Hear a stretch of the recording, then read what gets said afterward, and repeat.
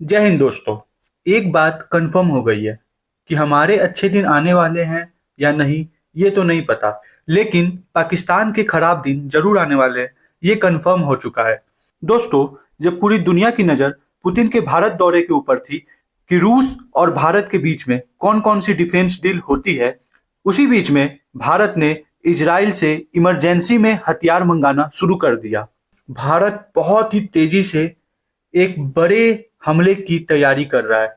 दोस्तों, अभी इंडिया ने इमरजेंसी प्रोक्योरमेंट के थ्रू इजराइल से ड्रोन्स ऑर्डर किए हैं। भारत ने ड्रोन्स तो पहले भी इजराइल से लिए हैं, लेकिन अभी ऐसी क्या जरूरत है कि भारत इमरजेंसी प्रोक्योरमेंट के थ्रू इजराइल से ड्रोन्स मंगा रहा है।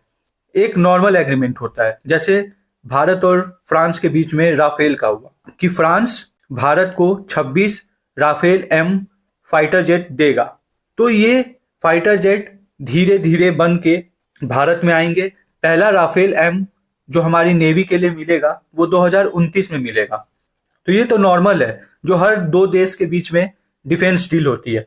लेकिन एक होता है इमरजेंसी एग्रीमेंट के थ्रू किसी हथियार को मंगाना।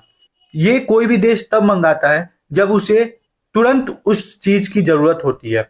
तो अभी भारत ने इजराइल से इमरजेंसी प्रोक्योरमेंट के थ्रू हिरोन MK2 ड्रोन्स मंगाए हैं। अब दोस्तों, आप चीजों को एक साथ लाइन अप करो तो आपको समझ में आएगा कि कुछ तो बड़ा होने वाला है। सबसे पहले हमारे डिफेंस मिनिस्टर राजनाथ सिंह जी ने बयान दिया कि सर क्रीक का रास्ता कराची से होके जाता है। उसके बाद रिसेंटली अभी उन्होंने बयान दिया कि सिंध कभी भारत का हिस्सा हुआ करता था, किसी वजह से हमसे बिछड़ गया। आने वाले समय में हो सकता है कि सिंध वापिस से भारत का हिस्सा बन जाए। हमारे डिफेंस मिनिस्टर कभी भी ऐसे बयान बिना किसी कारण के नहीं देते हैं। उसके बाद अगर आप हमारे आर्मी चीफ की बात सुनोगे तो हमारे आर्मी चीफ ने बयान दिया कि ऑपरेशन सिंदूर तो सिर्फ एक ट्रेलर था, असली पिक्चर तो अभी बाकी है। मतलब निश्चित है कि पूरी पिक्चर दिखाने की प्लानिंग हो चुकी है।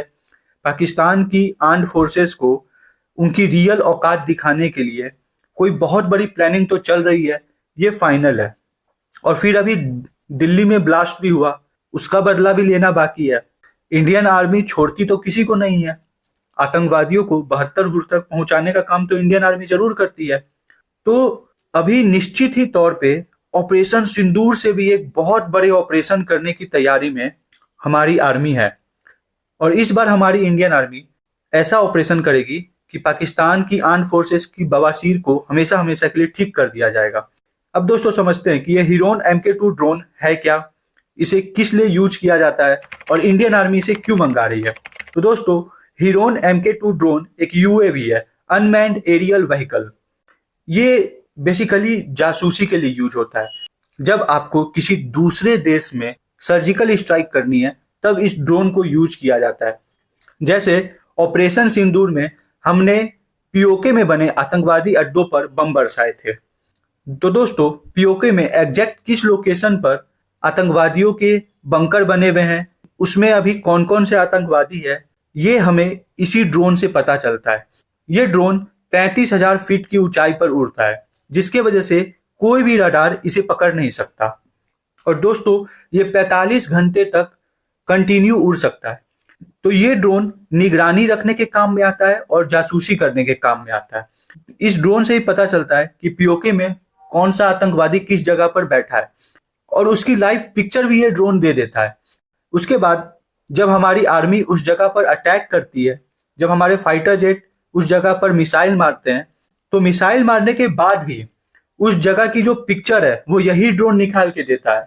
यही ड्रोन कंफर्म करता है कि टारगेट सही से हिट हुआ है या नहीं हुआ है। तो अब अगर हमारी गवर्नमेंट इमरजेंसी रूट से इस ड्रोन को मंगा रही है तो ये साफ है कि उन्हें फिर से पाकिस्तान के अंदर किसी लोकेशन की जासूसी करनी है, वहां की फोटोज चाहिए।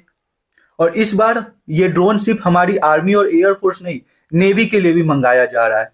तो मतलब साफ है कि इस बार जो भी ऑपरेशन होगा, अगर उसके बाद पाकिस्तान अपने तरफ से युद्ध की स्थिति को एक्सक्लेट करता है, तो इस बार सिर्फ हमारी आर्मी और एयरफोर्स नहीं, इस बार नेवी भी अटैक करेगी।